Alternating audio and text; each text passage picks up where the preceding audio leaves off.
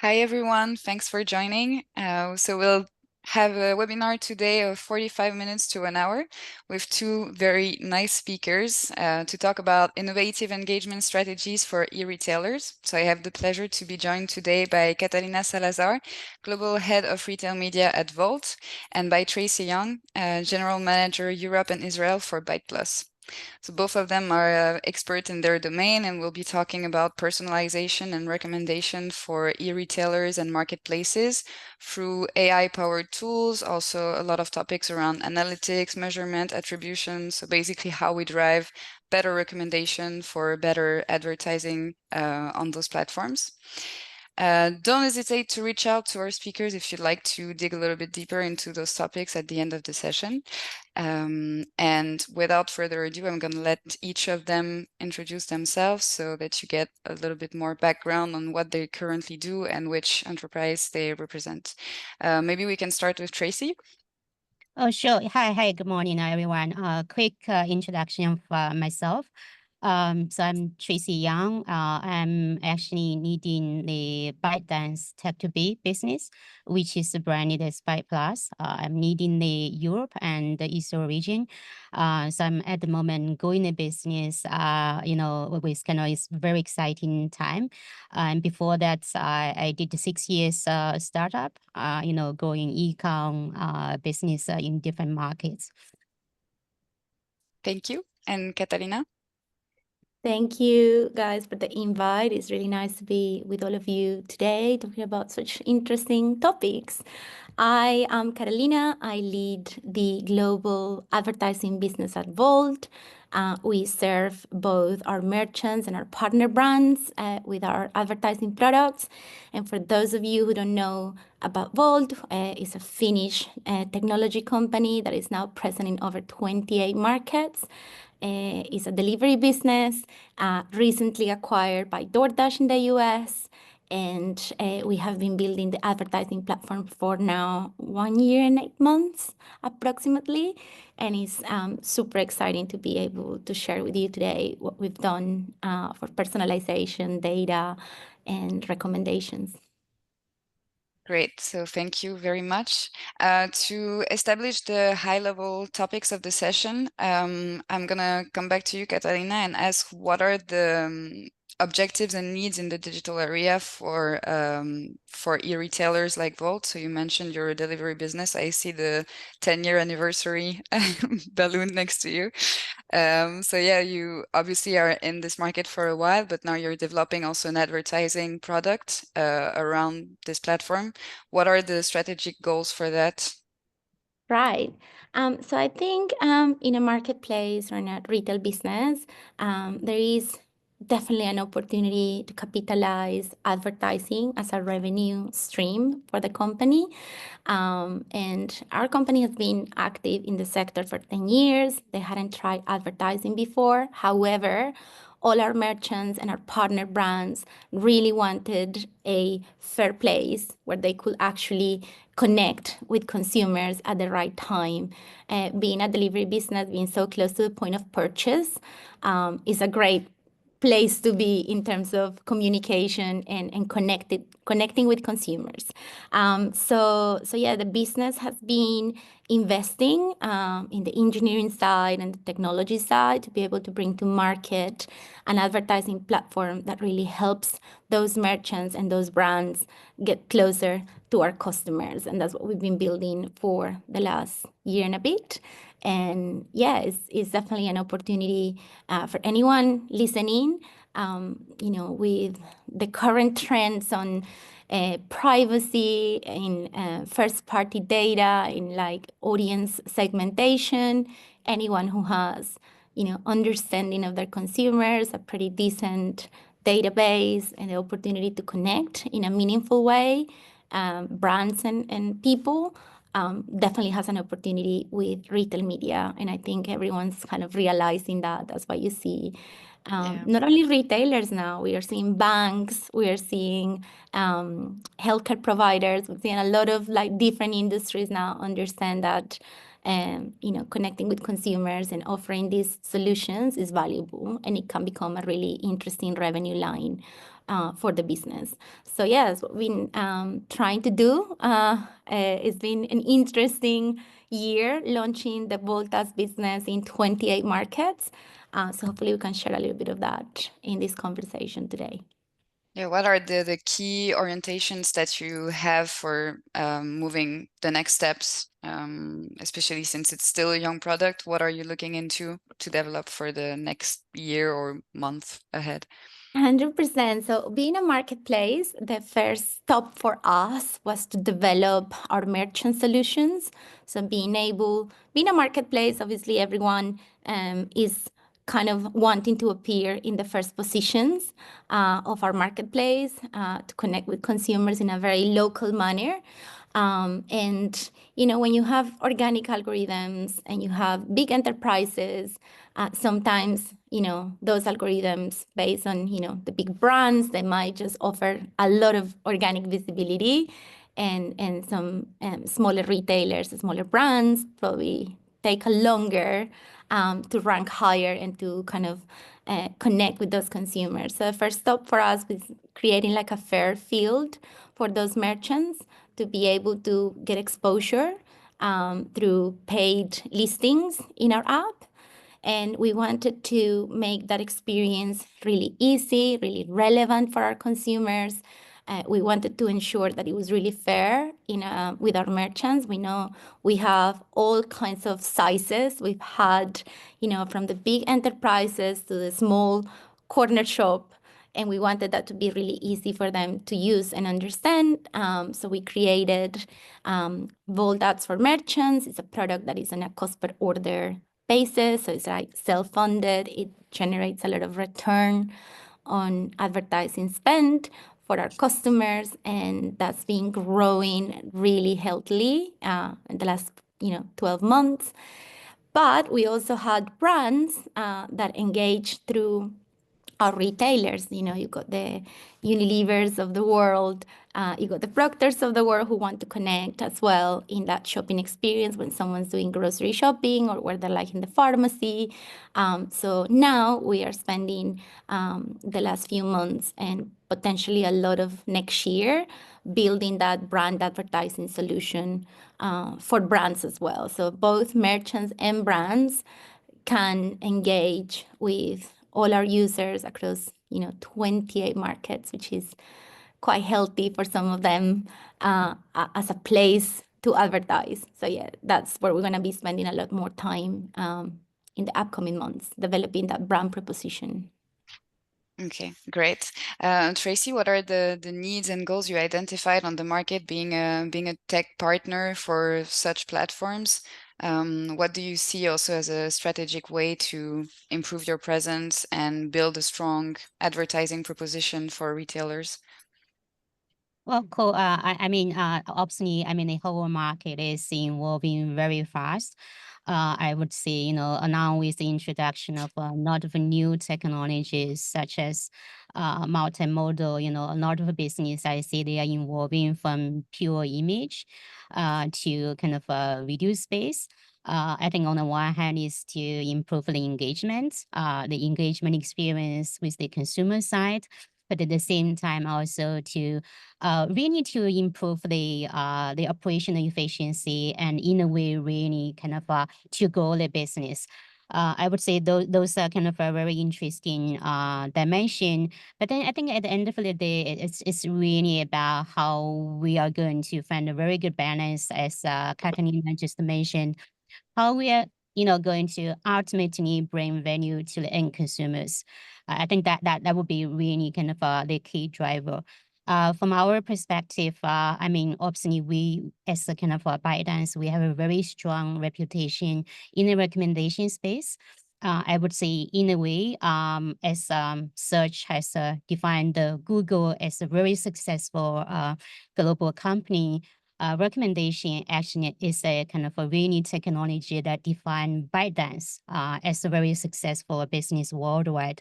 So yeah, I would love to dive deep into the recommendation discussions and how this really drives business. I mean, like a world, but really kind of all different type of a business, marketplace, retail, fashion, D2C business. Yes, indeed. Maybe also quick questions on what are the urgent pain points that needs to be addressed for retailers. Going back to Catalina, since your product is still in construction, what are the current challenges that you need to address right now to be able to step up the advertising product? Yeah, that's a really good question. I think, as we all know, in Europe and globally, privacy is obviously super important. Being compliant with all the legislation around GDPR and ensuring that we are using the least amount of data to still be able to be super, like, to provide really good recommendations, be really have high affinity in our recommendations. So that's obviously a challenge because you're doing, as best as you can with the least amount of data that you need. And that could be obviously an area that, takes time to build out. Many people think that is just a banner consent, asking people about, if they're willing to share data. It's actually a huge project on its own, being able to store data in a safe way, to delete it as well when a consumer wants it to be deleted. Is a whole ecosystem that you need to build. So that's super, super interesting, and it can, for certain, slow you down in your plans because it requires a lot of thinking and work to be done. Yeah, In and it's the regard. baseline structure also, so it needs to be really solid. Correct. I also think a key area as well is, choosing a technology partner or building your own technology, ensuring that, you have control over that experience, that experience feels very natural to what people are trying to do, that you're not interrupting the consumer, but actually you're adding value to that person by showcasing things that are super relevant to them and that actually they want to buy. And I think we've done that really well because our product is a cost per order product. So we need to ensure that, whatever we're placing in front of that person's feeling super happy with that recommendation and they want to buy. Otherwise, we are technically wasting an impression, right? So being able to develop the machine learning, the algorithms, to process all of the consumer data to be able to offer that really high quality recommendation, that's also a challenge. It's an iteration, it's a learning curve.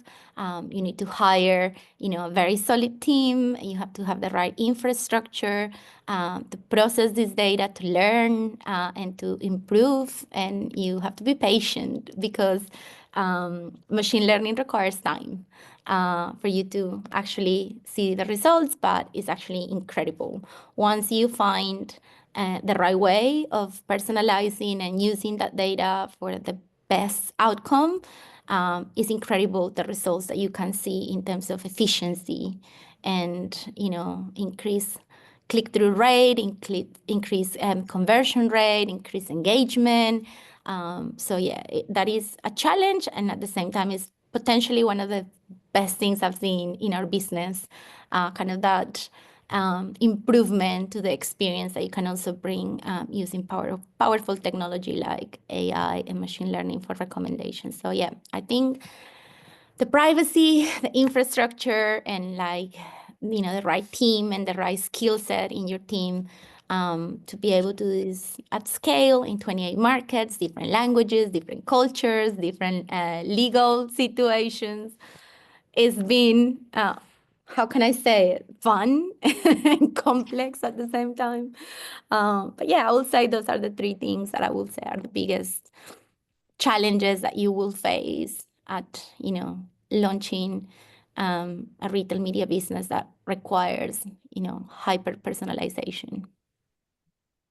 Tracy, can you highlight us maybe from the tech partner perspective? What are the toughest challenges that your customers are facing, and how do you help them solve that? So it could be also, I guess, processing the data, but it can be also just building a relevant machine learning tool when it's not necessarily your core business. We're talking about retailers, so not necessarily the same companies that are also setting up ad networks or media propositions. So I guess it's a very new area for them to enter. How do you accompany them for that? Well, that's actually a very, very relevant topic. I would have to say only in the first place, the best practice really, really matters. I mean, we as a tech business, especially on the recommendation space, we actually have worked with a lot of different type of business, and each business has its own nature, has its own complexity, and its own challenges. Talking about a food delivery business, like a Wolt business, I would say the recommendation is not an easy job. It's really, really challenging to bring the most powerful recommendation system to really kind of, on the one hand, enhance the merchants ROI, and also at the same time, take the advertisers' interest into consideration. But, ultimately also make sure the consumers are happy. I would say in the food delivery, there are kind of a lot of key topics. Like we talk about location, we talk about cold start. If the users actually new users, we also talk about proximity, and sometimes we also talk about really kind of the timing, because breakfast time, lunch time, dinner time.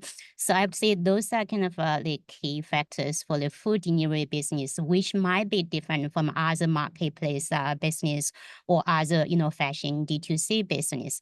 So that being said, really, really have a very good understanding of the vertical business and understanding all of the key stakeholders in that space are very much critical. We've done a lot of cases in the food delivery.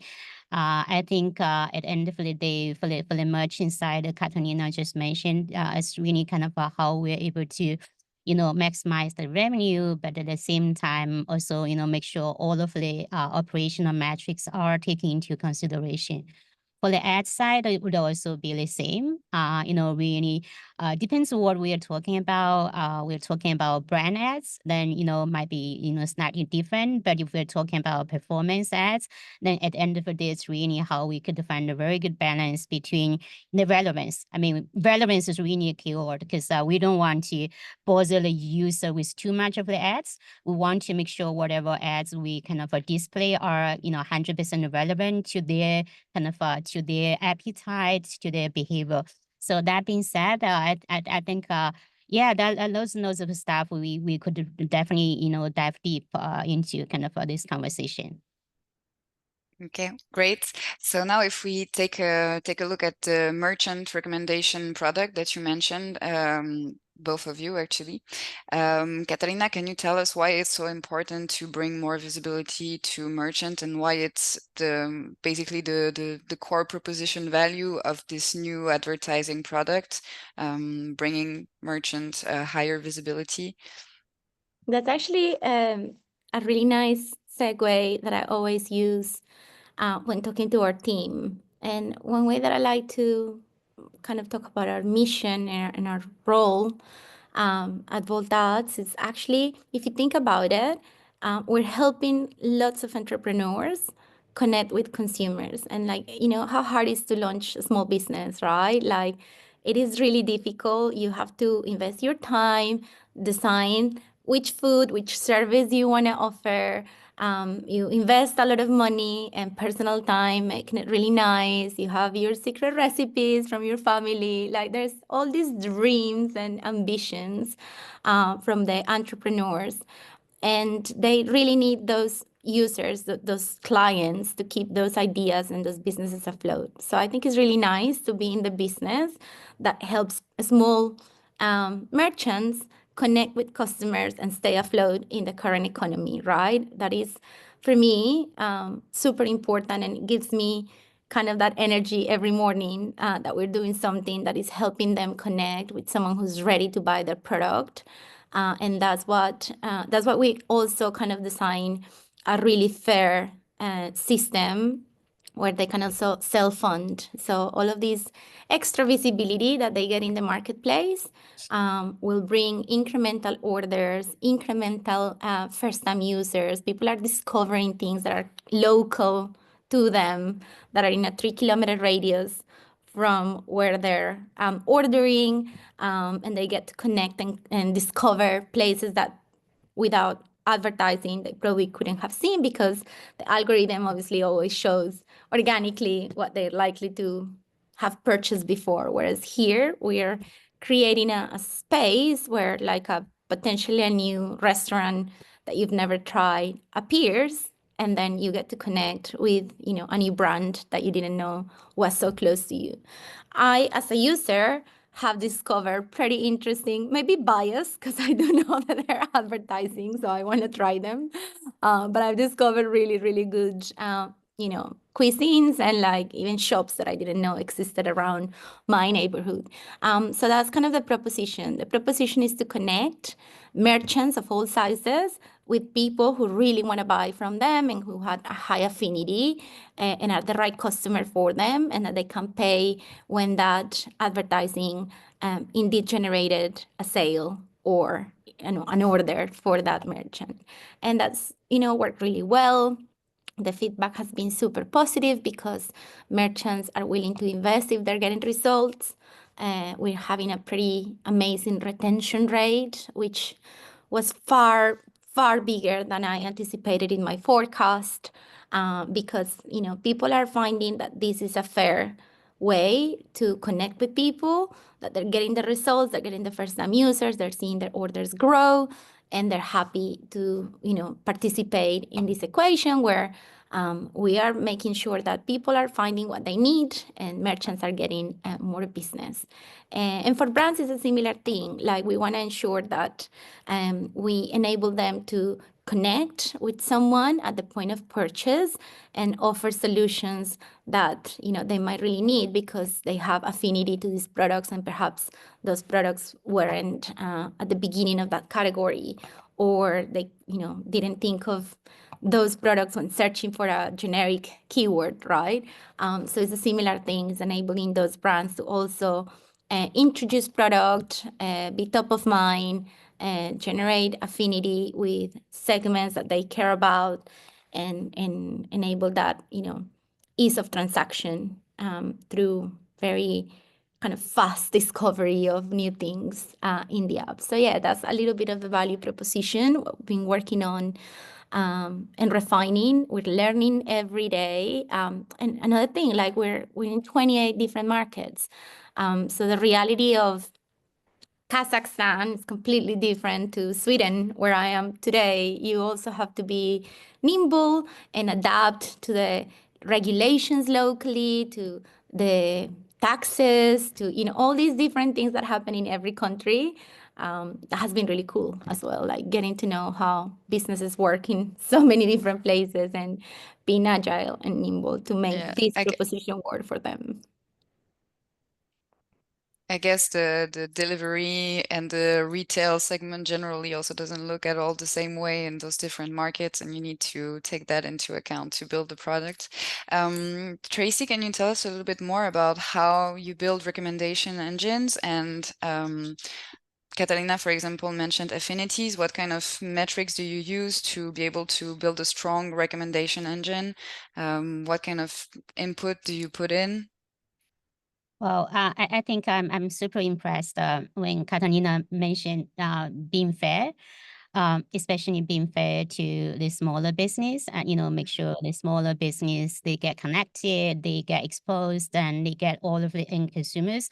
I think that in a way really, really matters a lot, you know, not only from business perspective, but also from, you know, really, you know, kind of a CSR perspective. That being said, I think from the recommendation, it's actually what we call a long tail presence.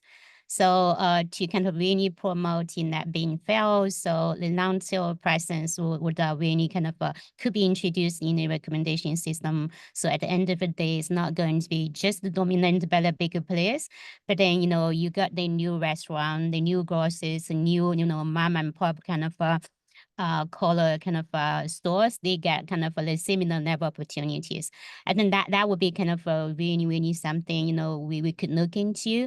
And I do think that really kind of is the most beautiful part of running such a business. On top of that, I think looking to kind of all of the merchants, I think what truly, truly matters is to grow their revenue. With kind of that goals, I think there are a lot of different factors we could look into.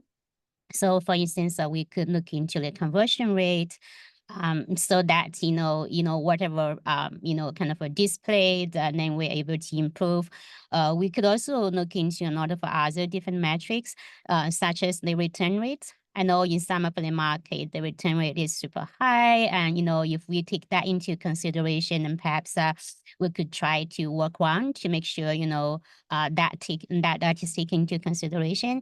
At the same time, we in some of the market, they also kind of have a lot of very operational intensive staff, such as voucher, like they send consumers with vouchers, or some of the merchants, they would love to send vouchers if they are newly opened, or if they have some kind of, I don't know, anniversaries or any of the promotion seasons. So we could all look into that. That being said, I think at the end of the day, for the revenue for the merchants and also for the revenue for, the platform business, I think there are so many factors. And the beauty of our kind of solution or our recommendation is that we could actually take in all the different sets of factors into consideration and then come back with a really bespoke and also very much a balanced approach, so that at the end of the day, we are able to achieve the most optimal results. I think that would be kind of what I want to add on in terms of the merchants recommendation. We did a lot of cases for a very different business. I think at the end of the day, our approach is we are trying our very best effort to bring incremental value to the table. So that being said, whatever your existing solution could be third party, could be in-house, could be anything. What we're trying to do is like, what are going to be the actual uplift we're able to do? Could be, I know, conversion rate could be 10%, extra. That would be very substantial to kind of whatever kind of platform business. We could also talk about even revenue. Also, okay, am I going to kind of really improve your revenue, let's say by 5%, which again is very substantial as a total. So I think that'll be that kind of really value proposition I'm trying to promote in this market. And I'm very much confident, ultimately we are going to bring really a lot of dollar on the table. Yeah, but the advertising is really becoming key, but also on the retail segment, and there's a lot of perspective there. So I'm pretty sure you'll do just fine in pushing those solutions. Catalina, can you tell us a little bit more about how you built your recommendation engine? So you mentioned affinities. How do you define them? You mentioned things around proximity, but also making sure that people can discover new merchant, new brands. How do you build that? Right. Let's break it into pieces. It's a big elephant, so let's chunk it down. First part is obviously building the placements in the app. They didn't exist. So the first thing was to define how do we appear in our discovery. So if you don't know the Wolt app, we've got different screens. The first ones that you see is discovery banners, discovery carousels, kind of trying to connect and inspire people and connect really quickly to what they want. So that screen is super important. It's the first screen that they see where they, visit the app. And then we've got secondary screens that are super important as well, like our restaurant tab, our stores tab, and our search, and being able to create like the necessary placements, defining a good balance between, you know, advertising and organic placements. What is the right balance there was a very important and lengthy conversation for us. Then after you design kind of where the ads will appear and how they should appear, there was a whole data proposition to make those ads super relevant. If Tracy and I go into the Wolt app right now, we should be experiencing a different app. Why? Because we're in different locations. Maybe Tracy might be a vegan. I might love steakhouses. So I shouldn't be experiencing the same. Like if the app's doing their job, I should be seeing something really relevant for my lifestyle, my past purchase history, what I enjoy buying, you know, what I'm loyal to. And so that's Tracy. So yeah, kind of creating then that affinity algorithm, creating the consent framework, and then being able to leverage that data for, you know, personalizing the experience. That's like really, really important. And then I would say that's kind of the supply side, like getting the ads and the algorithms. And then you have to think also of the demand, which is how you serve the merchant buying this advertising, how we make it super easy for them that in 3 clicks, they're, you know, ready to be advertised, and it's super easy for them to understand the value exchange as well. So I'll say it's like dividing it into creating the kind of the ad space, and then creating the algorithms to make it relevant, and then also thinking about the merchant experience in acquiring that service. I'll say those are the kind of areas that we went through, or how we establish our business. And now for brands, obviously it's a bit different because they live inside of a merchant. So if the merchant has visibility, that's the first step, but then the brand needs to have visibility inside of that shop, right? So I'll give you an example. We have our first party retail business called Wolt Market, and inside Wolt Market you have the ice cream category, and we have Unilever, for example, with Ben & Jerry's. So how we enable that experience? How do you discover ice cream, and how can you recommend the right ice cream to someone, or during a particular time like the Euros, for example, how so many of our drinks companies created experiences inside of the stores to make their brands relevant. So 6-packs to watch the game, or barbecue products when you're like meeting friends, creating that experience as well in a relevant way. So it's super important when thinking about the brand side of the business. Yeah, indeed. Tracy, if I come back to you, what kind of results does better recommendation and better advertising proposition on personalized experience bring to e-retailers and marketplaces? What did you observe? What kind of metrics do we see get significantly improved? Well, that could be very different metrics, but at the end of the day, I think all directing to the ROI of the brands. I think that most of the brands would definitely look into, unless it's pure kind of a brand, right? If they look into performance, they would definitely look into different factors. So with our experience, we work with, let's say, some of the metrics include, sometimes we work with the total clicks. So to ensure all of the ads presented, that's going to be clicked. That could be kind of one of the metrics. We could also look into the CTR rate, to make sure all of the ads is going to be connected through. So I would say most of the scenarios, the CTR rate would be a very good metric. That's actually the most picked metric. But then eventually also depends how you manage your ads inventory. If you have your own ads inventory, we could also look into the CPM, which means we take into the CPC into consideration. Some, they have a higher kind of, price, and some they have a lower price.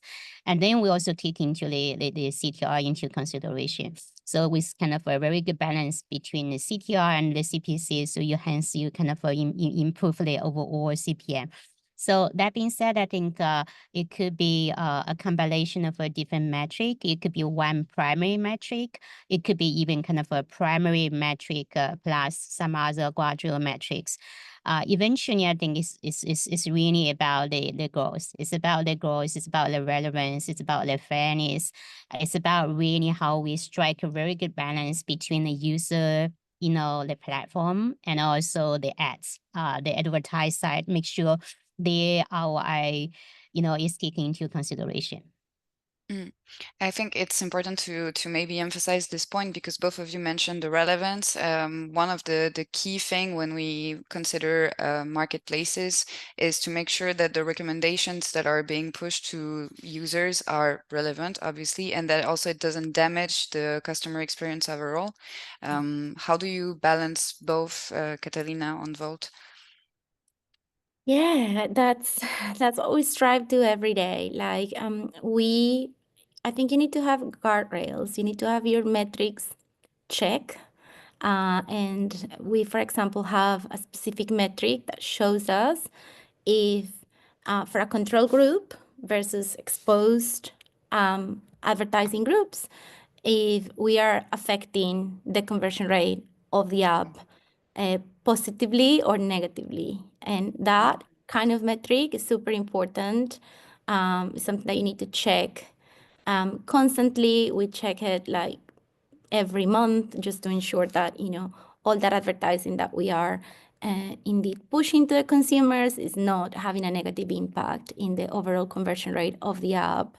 And that indeed, if we are in a certain area, perhaps not as optimal, that, the advertising revenue compensates for, the lost conversion to a degree, but not too much. Like if we start seeing that metric go down, then we need to take action and reduce metrics such as ad load and make sure that we are not, kind of Overwhelming the overwhelming user. and everyone.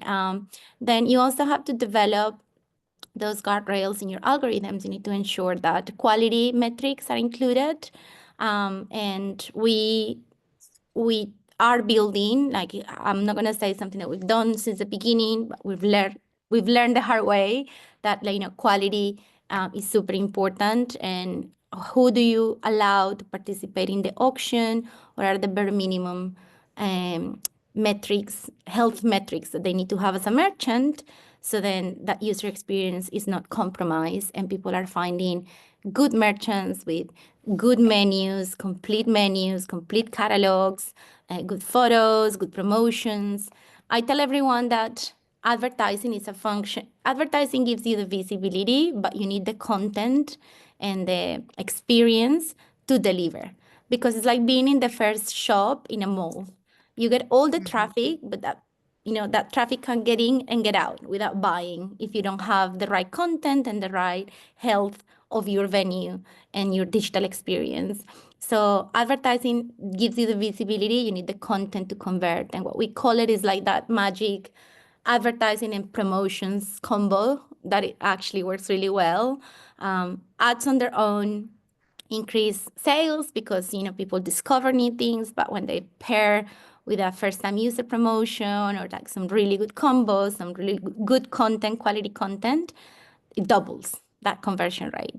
I would say those two things are important. You need to build them. You need to build the quality guardrails in your algorithms, ensure that you are controlling a little bit that area. So, not everyone just bidding really high gets all the impressions if they're not delivering a really good experience for the user. And keep an eye on those metrics. Make sure your dashboards are built to keep an eye on those. Have conversations, difficult conversations with your engineers when things aren't going right, to always ensure that quality is paramount and then the affinity is not, taken, badly, or that we are indeed driving value. Yeah. Tracy, can you tell us a bit more examples, maybe on the best practices you identified for that in terms of ad loads, of balancing recommendation and user experience? Does it depend on the segment where the retailer is operating? Does it depend also on, I don't know, maybe other factors, the audiences that they're reaching out to? are there like big no-nos that you that you identified, for example?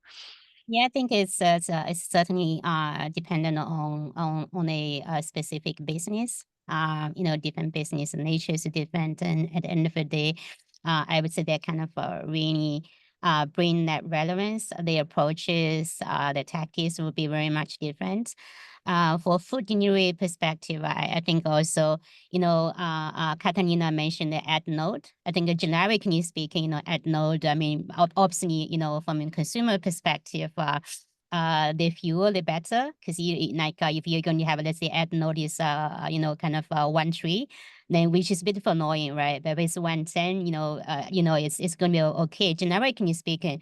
But business specifically speaking, I would say, let's say for food delivery, I think what matters most is we need to build that kind of a relevance factor to make sure, you know, the ads you're going to present is very much relevant. So I would say there would be just out of a kind of a quicker brainstorm, there would be several quicker factors. First of all, I think the location really matters. Just because if the locations are very close to the user, there'll be something very much relevant. The timing also matters. If like kind of this is a breakfast time, and then what I'm looking for is really for kind of breakfast options, right? It would be kind of a dinner time, then would be kind of a dinner kind of options. So that kind of the timing factors will be very much relevant. I think for food delivery, I think at the end of the day, maybe if you're going to improve the ad nodes slightly higher, like more aggressively, but if the relevance is super good, still it's doable. Still is 100% doable. I think that's the beautifully food delivery compared to the other business. There could also be some other factors, I would say. Let's say cost sell. We haven't really talked about cost sell, but I know Wolt has done an amazing job on the cost sell. I see in your app you have pharmacies, you have groceries, and then I would say if I'm going, you know, if I kind of already order A, and then you know at the same time should I combine, you know, options from, you know, B or from C to make sure at the end of the day, this kind of a one purchase order really kind of fulfill all of my needs. If that kind of could be done in a better format, I think the ads you bring in is going to be, you know, really help the user quite a bit. Kind of to reduce the friction so that they could make a quicker decision, you know, what they should go after. I would say those are kind of would be the kind of key considerations when we think about this topic. But yeah, you know, really happy to dive deep. This is really a very interesting conversation on kind of really the relevance on the kind of each specific business. Catalina, how did you approach cross-sell advertising? And do you already offer specific specific advertising product on that? Can you tell us a little bit more about this, maybe? Right. We are, you know, a year and a bit into the journey, so I think it's a bit early for us. Still, we are still building a lot of the ads that we are going to sell in the future. Luckily, towards the end of the year, we're going to be piloting self-service capabilities. We are launching in October, November, search advertising for brands, category advertising. Like there's a lot of like creation and inception at the beginning, like kind of making sure we are building the capability. But then as we mature and like merchants look for more than just performance. Yeah, like sometimes you are launching a new shop, a new store, or it's really common, for example, in quick service restaurants to have seasonal items, and you want to drive awareness of, you know, the Halloween burger or the Halloween drink, right? There's all these opportunities to connect with our users outside of just performance. And I think we will be offering in the new year a lot of those capabilities outside of our app, right? So we're concentrated this year building all our in-app advertising, and in the future, not very long, we will be able to also offer capabilities outside of the app, so then these brands and merchants can talk to our consumers, maybe in a different mindset, in a different app, when they're doing browsing or, looking for inspiration, maybe we can inspire them to come to our app and like connect on that, innovation or that new venue, that new product. So that's something we'll definitely be building in the future. And I also think one of the beauty, the nicest kind of areas that we have to yet deliver and develop is the data and insights.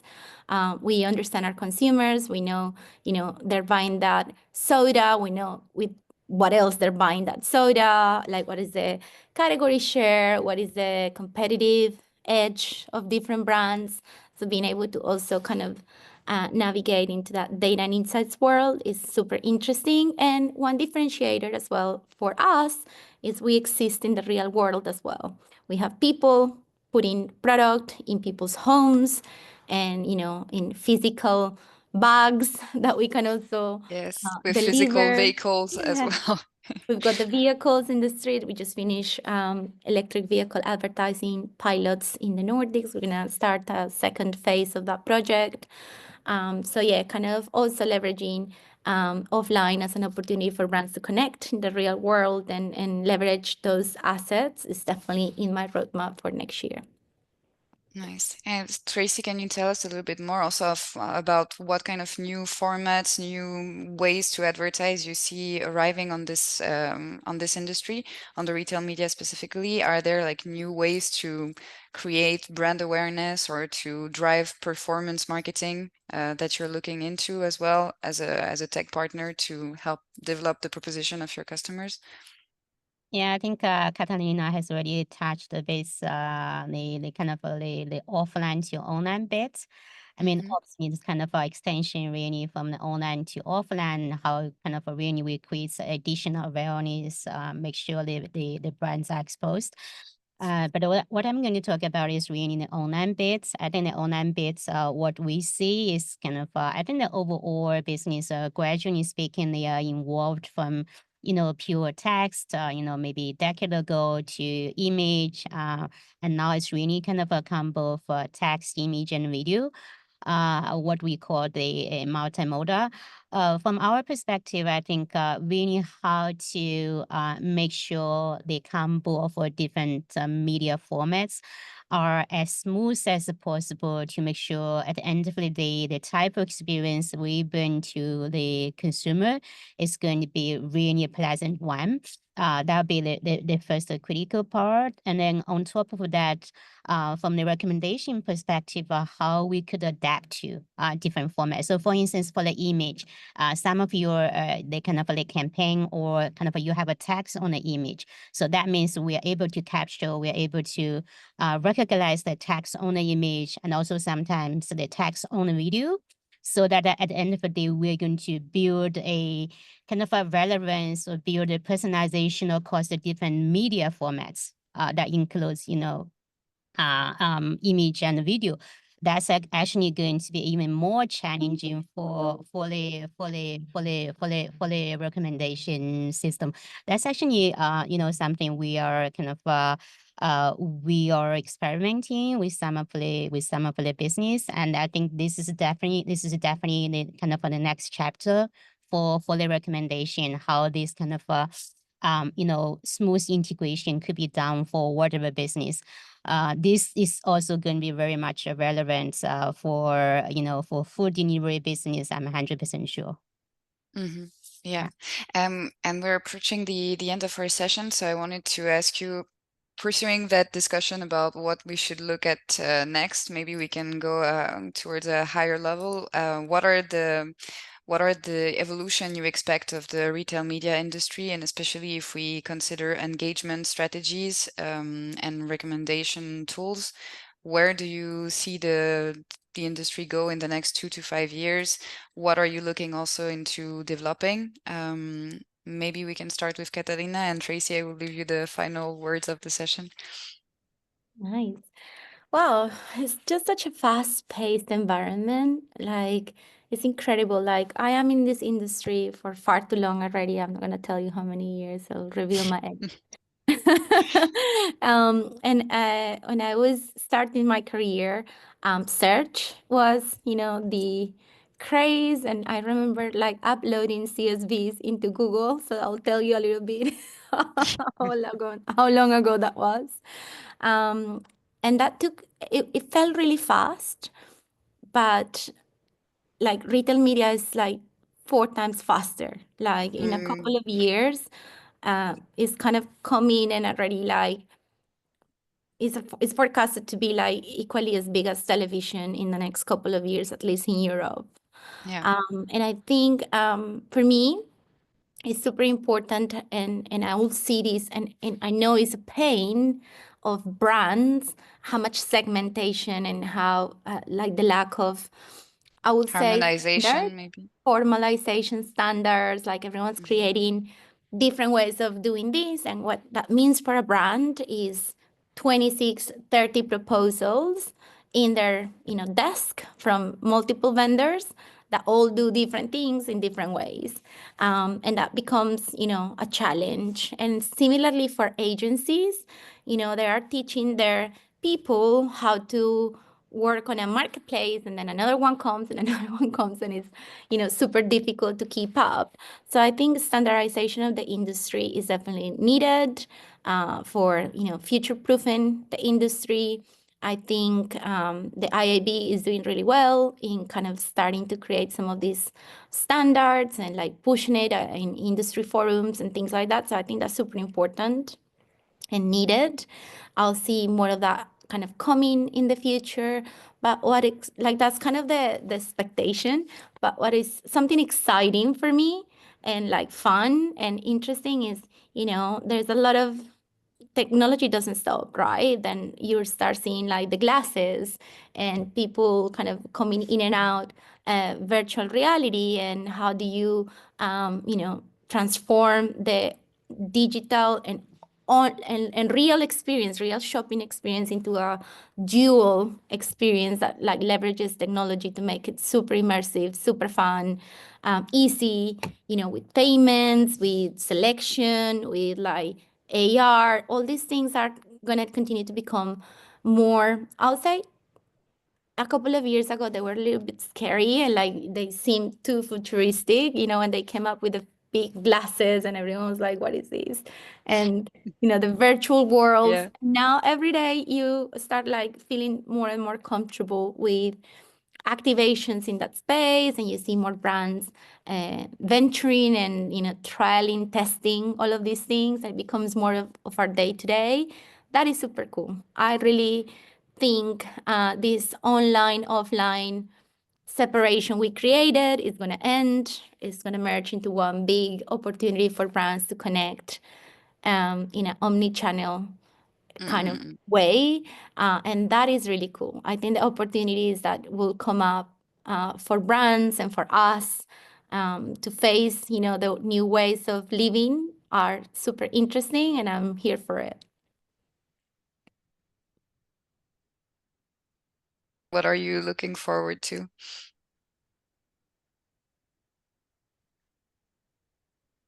I think we lost you for a second.